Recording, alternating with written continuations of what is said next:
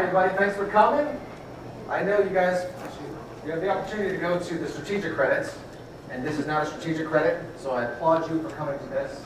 I know, what, we got 5 other ones, one's a strategic one, so you're probably just the overflow because you couldn't fit in there. I appreciate it, you know. Let me tell you a little bit about, strategy when it comes to diversity, because on your behalf, I tried to get this to be a strategic credit. So I wrote the track chair and all these different individuals, and I'm like, hey, it's a great session. What do you think we made it strategic? More people will come. And it took them about 2 minutes to write back and say, John, we reviewed everything, and there's really nothing strategic about your presentation. So I was honored. But in my mind, I go back, and when I think about things, I usually think, you know, well, back in the day, to me, back in the day is like cavemen, okay? So I'm picturing that there are these white Neanderthal men, all under the age of 40, sitting in a cave, freezing, okay? And they're not making any changes in their life, they're doing the same thing over and over. And the HR lady decides to walk in, and forgive me, I say HR lady because, let's be real, I'm a guy in HR. We're few and far in between, okay? I like to consider myself the male cheerleader on the cheerleading team, you know? I'm there giving a cheer, I go, hey everybody, yeah, you know? And the guys are like, okay, great, but can you move out the way, please, so we can see the real cheerleaders? That's how I picture it. But going back to the lady, she comes in, she says, listen guys, what do you think would change things up? You know, we're gonna need Neanderthal security eventually, something to fall back on. And quite honestly, we're cold, and right next door, this new Viking family moved in the cave right next to us. They've got fire, they've got a fish. What do you think we add them to our group and have some fun, okay? So that's what happens in my mind when I think of diversity, because back in the day, that's what happened, okay? So that's how bizarre I think. Let me introduce you to Donna. Donna is our sign interpreter. Everybody say hi, Donna. Hi, Donna. Very good. One of my goals here is that, the reason Donna's here, by the way, is because there are people in the audience who do not understand the words coming out of my mouth. Okay? So, that's not offensive, we don't mind. Come on, have some fun. Okay? But Donna, one thing I want you guys to do when it comes to diversity is walk away with one thing. If you could walk away with learning one thing, then I've succeeded in what I've done. Okay? So Donna, can you please teach everybody how to say, nice to meet you? Ready? That's up. All right. Beginning? Yes, let's do it again. Okay, now they're going to try it on their own real quick. Okay? Go. There you go. You've learned one thing. You're free to leave. Now you've got to stay for a little bit longer. I apologize. I'm going to jump right into it here. A couple of caveats or house rules. Some housekeeping items, that's the word. This is a breakout type format. Okay, so towards the end of this presentation, you are going to be working in groups. And I know when it comes to this, people are kind of antisocial, and they don't like working in groups, so if you don't like that, this isn't for you. And if you're antisocial, why are you in HR? Okay, that's my first question, but no, I'm just kidding. But, you know, the number one reason people say that they come to these events is for networking. Yet, every time someone comes to these, they have fun, they have a good time, and they walk out and throw their BlackBerry. You know, BlackBerry, and I try to have fun with them. I walk up, say something, and they go further into the corner on their BlackBerry, as if to avoid me. But we are going to be working together, so get ready. Okay? When I first started this, thinking about this presentation and how I could put something together that, relates to diversity, something happened in my company that really started getting the juices flowing and got me thinking, because we had a manager in our group who had an opening, and this one candidate in particular stood out above the rest. College educated, had a terrific background, good references, interviewed the best out of everybody. But when it came time to make the decision, the manager came up to me and said, John, I just don't feel comfortable hiring this person. Yeah, they're the best, but if I ever had to fire them, I'd feel bad. I thought, okay, well, you're the manager, do what you have to do, you know the culture the best. Well, this person had autism. Okay? And I get a little teary-eyed because my cousin's autistic. And he's low-functioning autism, to where he can't even speak. Okay? So this person has that many barriers to entry in the workforce, to be ignorance, lack of understanding, being uncomfortable, someone feeling sad for somebody else.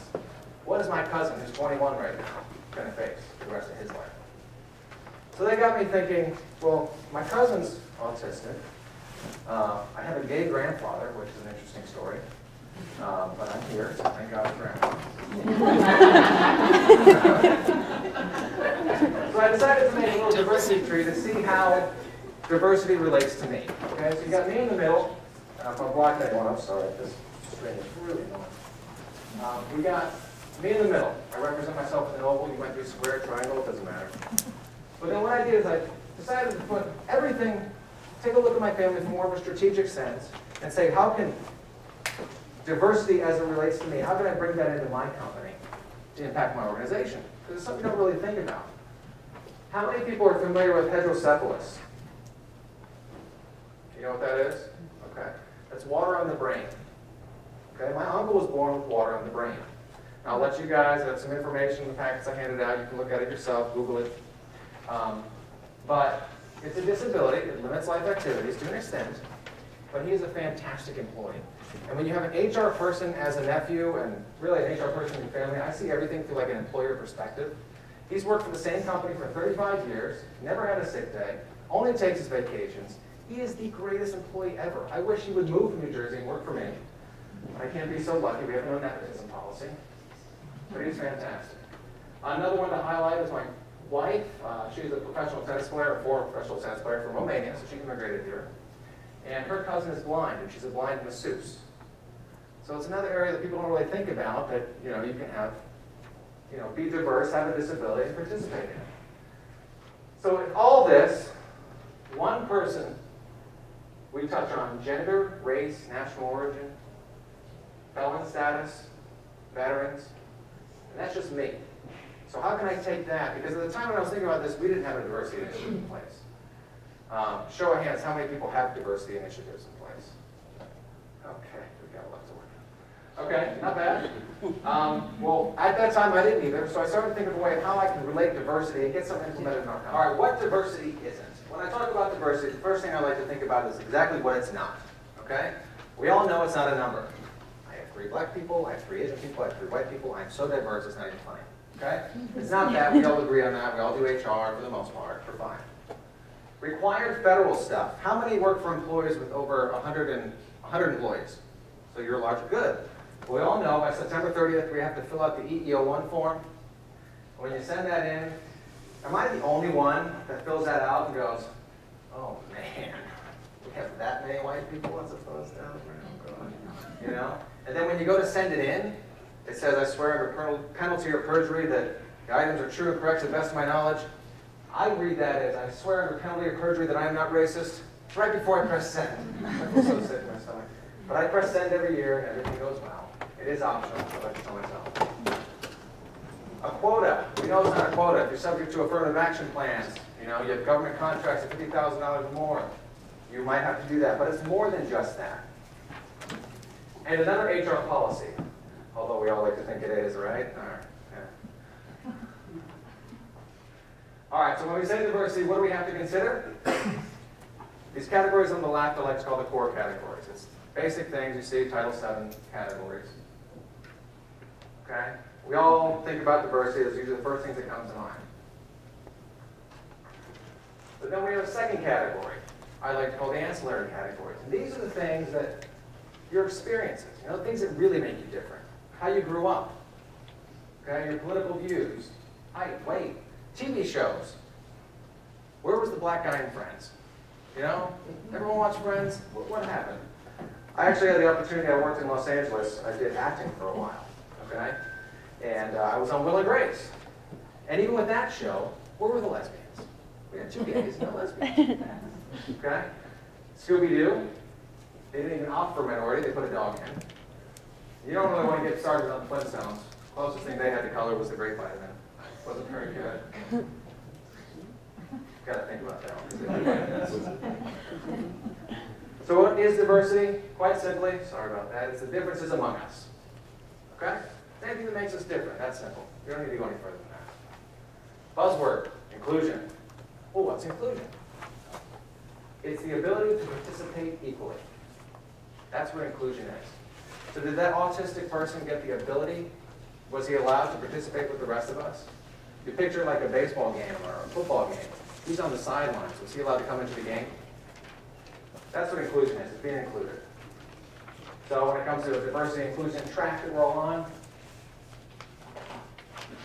it's being enabled to participate equally despite being different. That's my definition. There's plenty of definitions. It's not correct. But that's how I see it in my head. Okay? So allowing that autistic person to participate despite his autism. Now, when I was developing a diversity initiative, for me, I have to see things in my head. Okay? And you might have noticed I work out a lot. You know, these guns, muscles don't build themselves, And so I think a weight room. So imagine, if you will, you want to start your new fitness program, whether your goals are to be big or to be thin, whatever your goals are. You start shopping around. And you finally find a place that you're going to go and work out at the gym, and it has one kind of weight. Now imagine one kind of weight everywhere, as far as the eye can see, whether that's a dumbbell, barbell, whatever, that's it. That's all you see. So obviously you can start working out, you can do a decent job, okay? But you're going to reach your peak at some point. And when you get frustrated, you go to the owner of the club and you say, listen, can we change it up a bit? I want to do some other things. He says, no problem. I'm going to throw in some orange ones. What do you think about that? Okay, it still doesn't get me where I want to go. We diversified, but what's the end result? Nothing. You really want to reach it. For me, in my head, I see it as it's a gym that offers a lot of things. Because you're going to be able to attract more people. The gym I go to has one of those cardio fitness centers. And a lot of people come from different areas that don't have that just to go to watch a movie while they're running. Has a sauna, has all these different things that make people feel more included in a sense. And business-wise, that gym makes more money because they're able to cater to more people. So that's when we start thinking strategically about diversity. So now the question becomes, are we there yet? Okay? A lot of people don't come to diversity things. It's probably the lowest turnout of events. We all know that. I mean, I hate to say it, but it's true. Okay? Because a lot of people say, oh, I've got a diversity initiative in place, we're good. My website has a little thing that says we're diverse. Okay? We all have it. And we think we're good, so we'll go to these other ones. We'll learn how to leverage change in a changing economy. But my question is, are we there yet? And let's find out together. Let's start thinking about it. Okay? That is Title VII of the Civil Rights Act.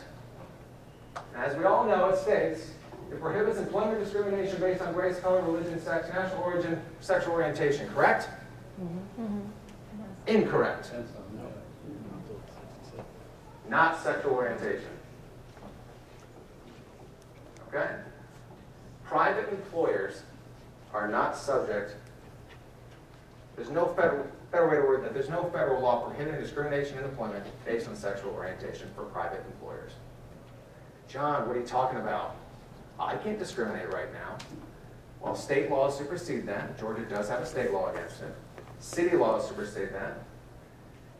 But the following states do not have a state law. Okay? Municipalities do. So let's go for an example, Alaska. You can go to Anchorage and you can feel safe there if you're gay or lesbian because you can't be discriminated against. The city of Anchorage, you can't discriminate based on sexual orientation. However, outside those areas, you're free to go. I don't like you because you're gay, sorry, leave. Okay? And that begs my question, are we there yet? Well, you say, John, I'll just go to the EEOC. It's a basic and plain bill, stick up for me. This is directly from the EEOC website. They do not enforce protections that prohibit discrimination based on harassment based on sexual orientation. Okay? So who are you going to call? So my question again is, are we there yet?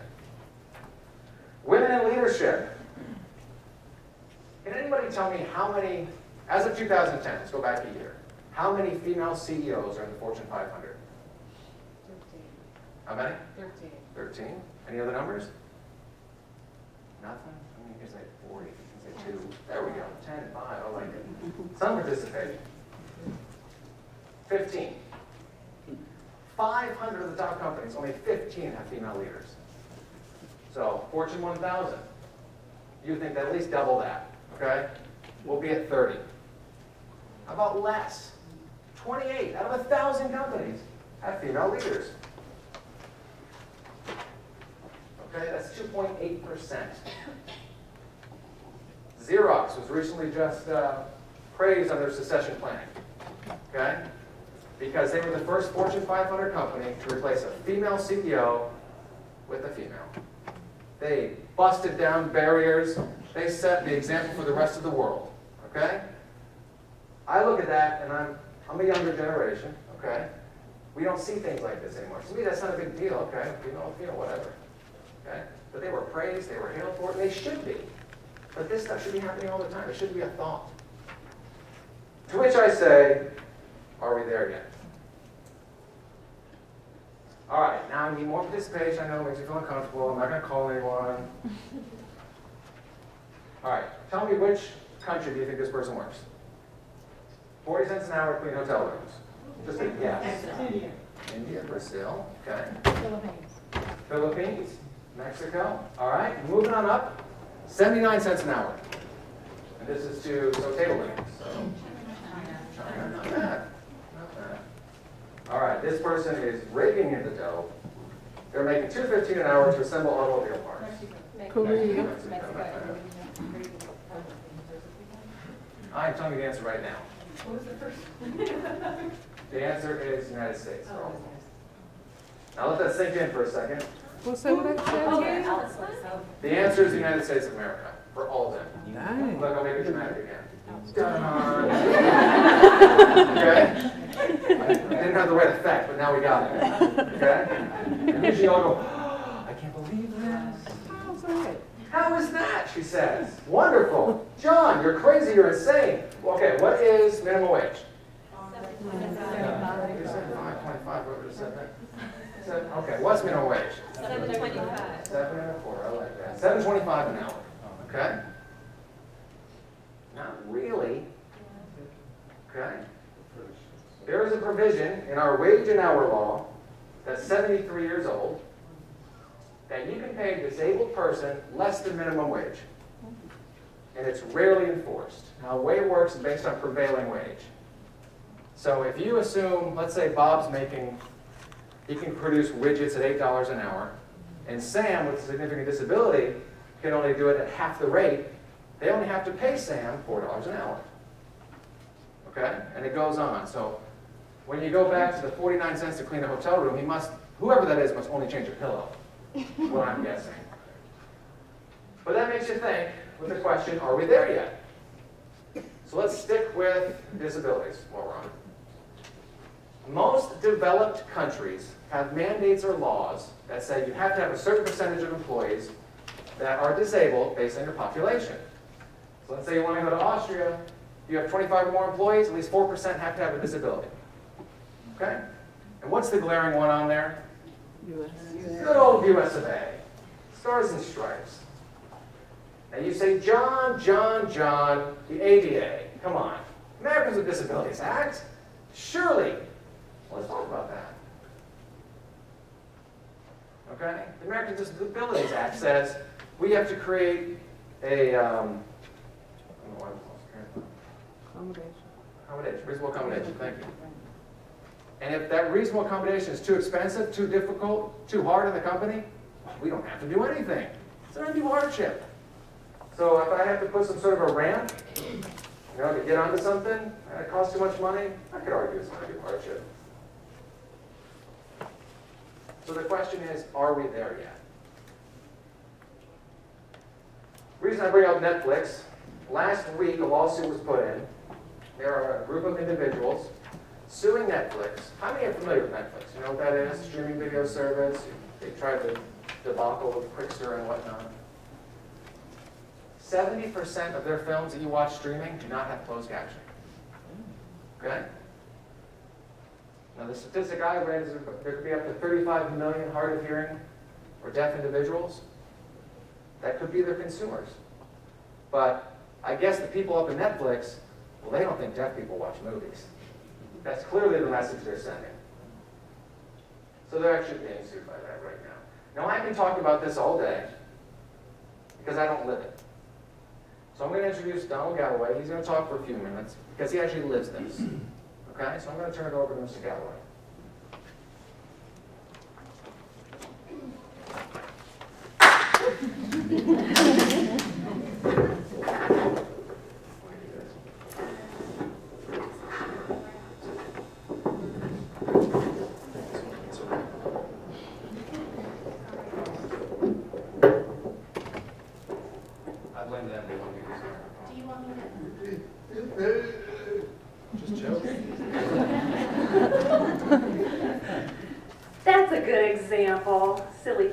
person. Such a smart guy, and yet. So Netflix, actually, he's quite right. I'm a subscriber. You know, I loved it in the days when Netflix actually came in the mailbox. And now that you do the streaming, I'm not the only one that has had some frustration.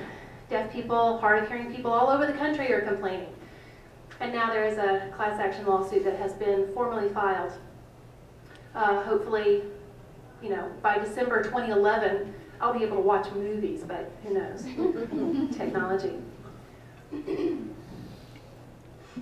There was something else I had a comment about before I go ahead with my story. But I just want to give you a bit of a comparison, an analogy, if you will. A hearing person and a deaf person.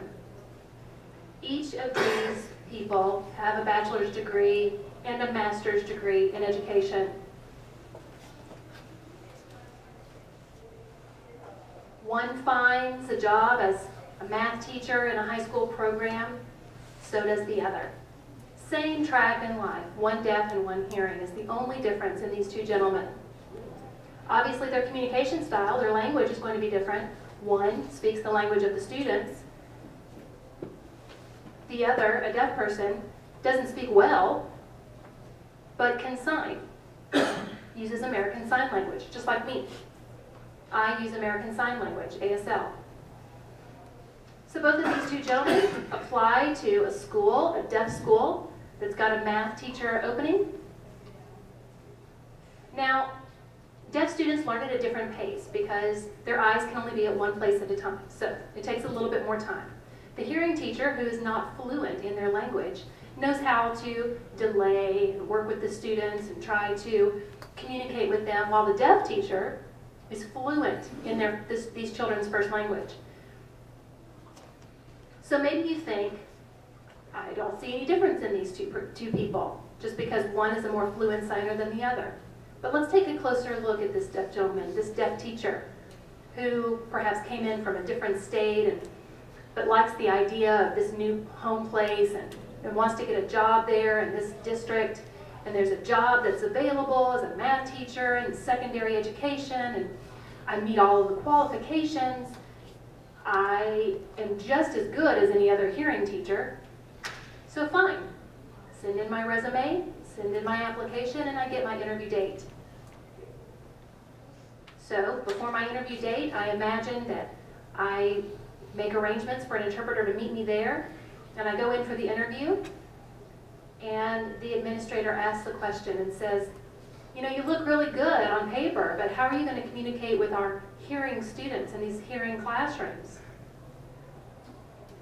And the deaf teacher says, well, I can maybe use my speech and maybe talk a little bit, but I'm an awesome math teacher.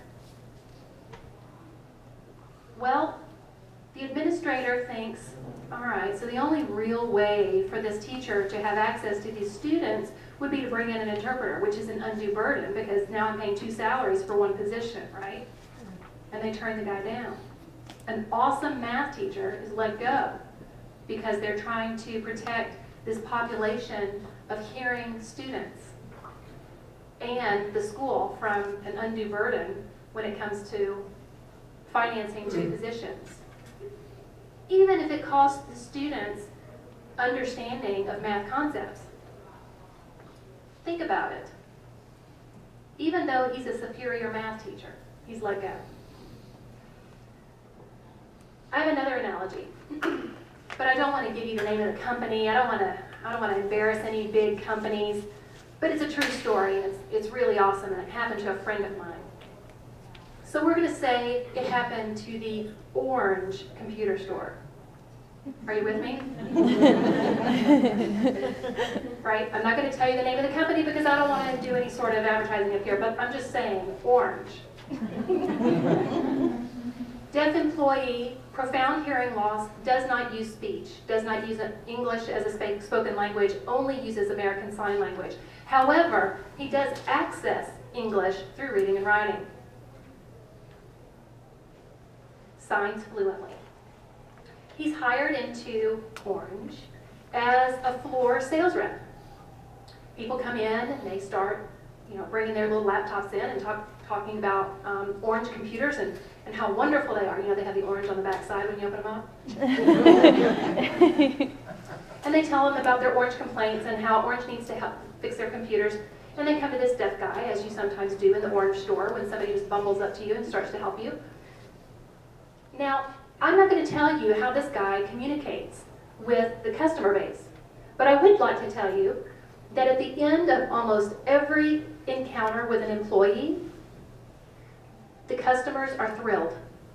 They report, this employee went far and above for me. This employee was wonderful, answered all my questions, told me exactly what I needed to know, helped me out with my problems.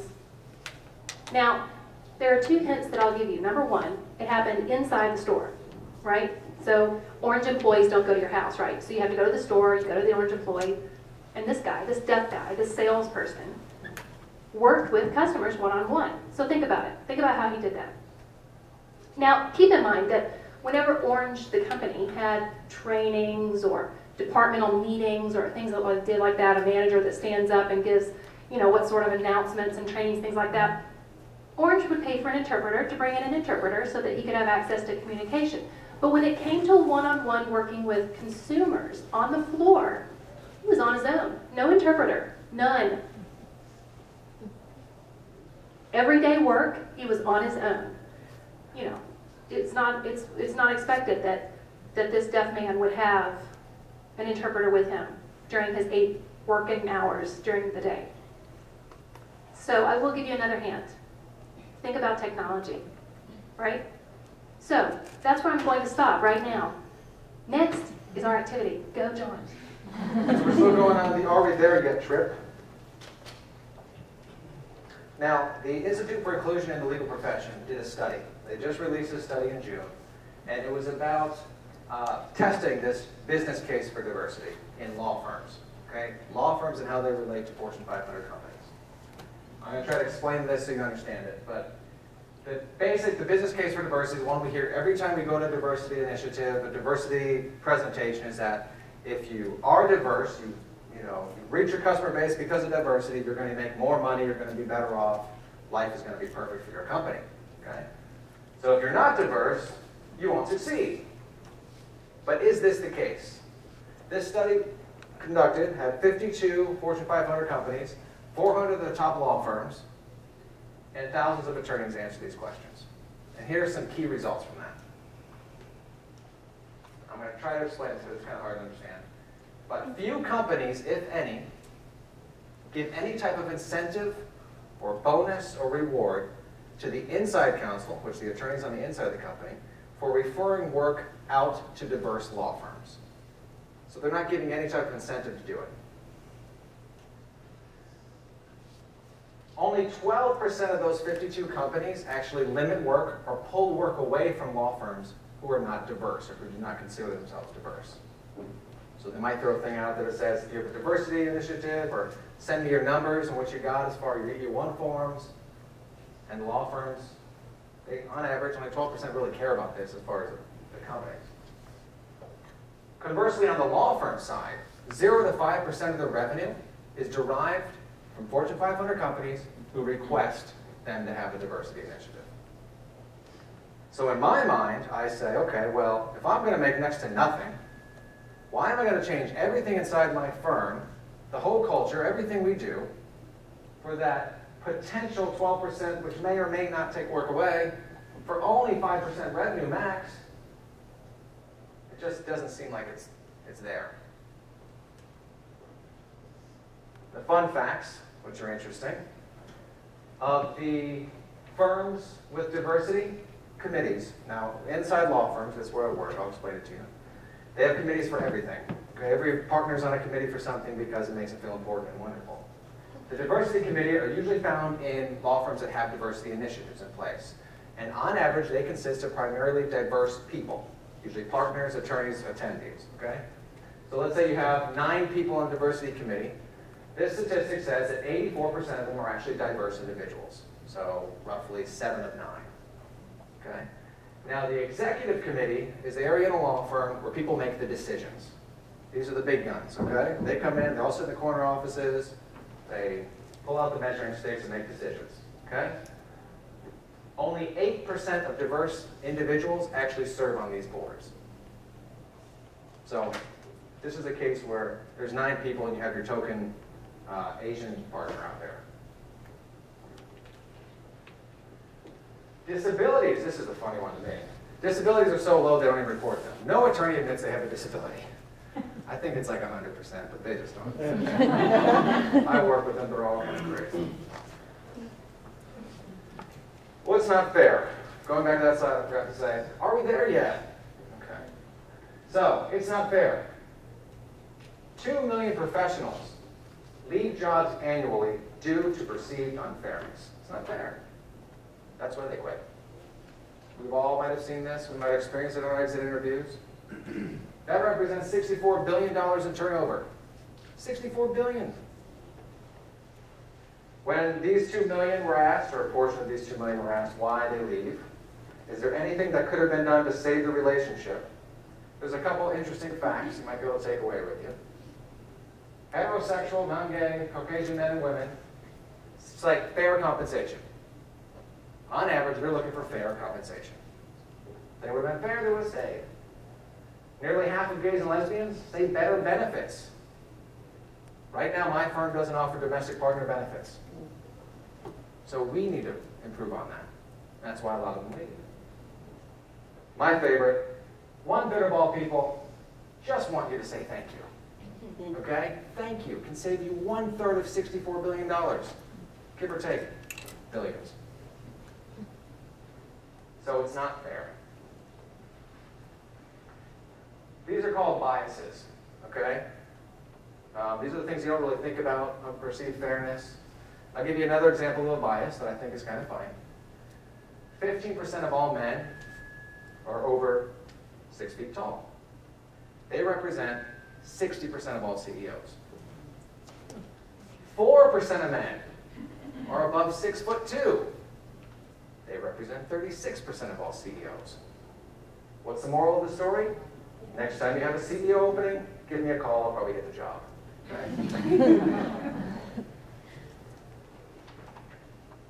So can we get there? For the answer of are we there yet, I think no, we're not. I think we can get there through education, through continually just throwing facts up here like this and are like, really? Really? I got a couple wheelies and that's my goal. And when will we know we're on our way? Okay, so some of you have an initiative in place, some of you don't. I'm going to fly through this in essence of time. I don't know how much time we have left. I don't bring lunches of that young generation that uses Blackberries for everything. Right, it's okay. We gotta go away. So when we'll know we're on the way, please forgive me. If you want to know more about this, I'll be happy to send you the PowerPoint because I noticed they didn't give them out. We can talk about it. Everyone, you have packets that have my card in it. One more thing that's kind of interesting. If you look at this, everyone look. If a blind person walked in this room, would they know your name? No. So my card, I'm not trying to say I'm better than anyone. My cards are actually in Braille. I saw that somewhere else. It was a good conversation piece. It's just something, it's a little different, And then I was pointed out when I met Mr. Galloway, he said, well, do you also offer ASL interpretation? I'm like, oh, yeah, I got to work on that one too. So there's a lot of things we don't think about that are on there. Can anyone tell me the unemployment rate for people who are visually impaired? 70%. Okay, yes, we are still in America. It's 70% just because they can't say it. It's awesome. So when will we know we're on our way? We got to put a diversity initiative in place. Now, if you have one, that's great. But we're going to tell stories so we can kind of work through it so it's a little easier. The Atlanta Area School for the Deaf has shown interest in becoming clients of Dunder Mifflin, that is you all. They have deep pockets and a partnership would mean 25% revenue increase. This is a real-world example of how if you're not diverse, money could be left on the table. But the school requires a diversity initiative in place. So we're going to imagine for a moment that we do not have one. We're going to go through real quickly because we really got to do this project. So how do you implement? 3 ways. 2 implementation. You want to build a case, create a vision, and develop a plan. When it comes to building a case, you want to evaluate a few things. You want to evaluate your business priorities. Dunder Mifflin, high quality paper, low cost, superior customer service. Okay? Sorry, I won't go that fast. Demographics of customer and client base. One interesting fact is Latinos represent 12% greater market of alcoholic beverages. They consume more beer, 12% more beer than anyone else. Okay? In the next 5 years, Latinos are going to represent the largest 21 and over drinking age. So the drinking age. They'll be the biggest consumers of that. So Anheuser-Busch is going to want to understand the demographics in order to grab those consumers in. And then determine if you want to maintain, increase, or sustain your relationships with the Atlanta Area School for the Deaf. We want to do all three. Have you lost anything to do to diversity? We could lose 25% revenue. And of course, we all do HR 101. If you don't have support from the top, you're just banging your head against the wall.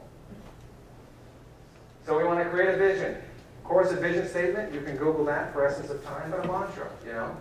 Some companies have, we have passion for people.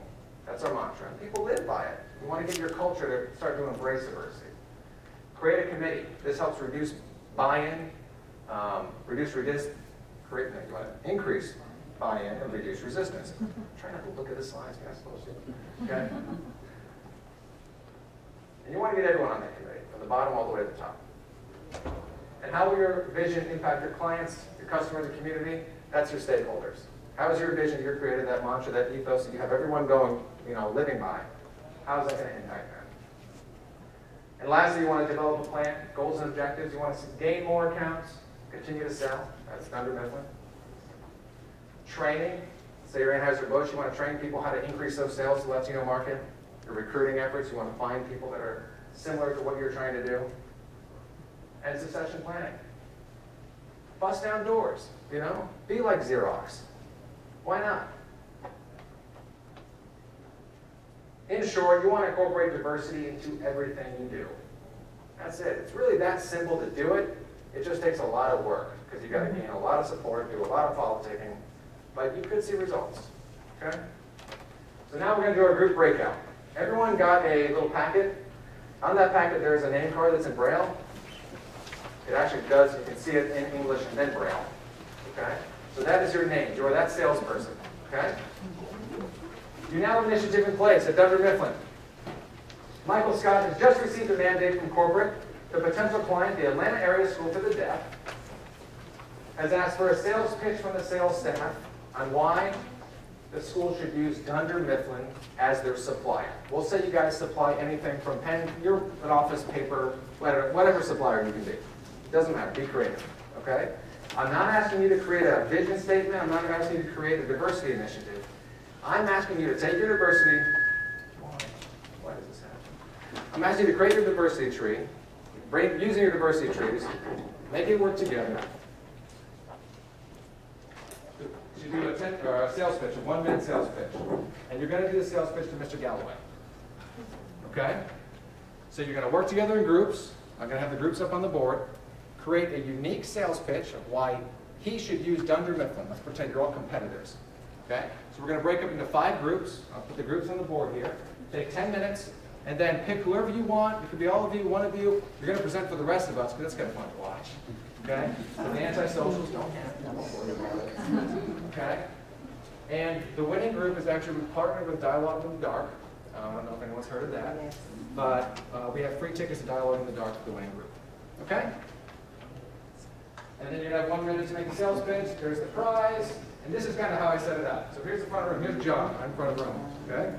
So given that, okay? Bree and Oscar are here. Stanley Phyllis, Dwight and Angela can meet somewhere in the middle. Jim and Pam in the back. Ryan and Michael. All right, so we got 10 minutes. I'll time it. Do your best. I love the group that invited the children to come to the company, teaching children how to, teaching children how to work on the equipment, that type of thing. But you didn't mention anything about communicating with those kids. How are you going to do that? Who's responsible for that? The 24/7 support, that's always great, especially when you offer an email and text. Here's the thing though, oftentimes you might have customers who don't use English as their first language, right? This is part of diversity, so you have to be creative. Somebody mentioned something about having a TTY, and that's great that you thought of that. TTYs have gone the way of the dinosaur. I actually spoke with John last week on my video phone. Video phones are the way that we do that now. So it's all about communication when it comes to that sort of thing. And you know, companies are not ever willing to provide interpreting services. But if you're saying that you have all these deaf employees, so you already have deaf staff on your, you know, at your company, that's awesome. Everybody carries around pagers, so everybody has access to email, so that makes it all easy. Let me go back a little bit. Remember my analogy about the orange company? Okay, so the hearing customers and the deaf salesperson, support person, they communicated back and forth on the customer's laptop that they brought in. They pulled up a blank word page and they just would go work back and forth. The deaf person would go through step by step by step by step, and you know what they ended up with? A printed version of the entire conversation that they got to carry home in their pocket. And they could look it up later and go step by step again through their conversation with the orange salesperson. This is what happens for people, you know? When you can think creatively and that type of thing, you can come up with really wonderful ways of communicating and serving others and increasing diversity. You know, you hear so many people nowadays, even more than it used to be, people are visual learners.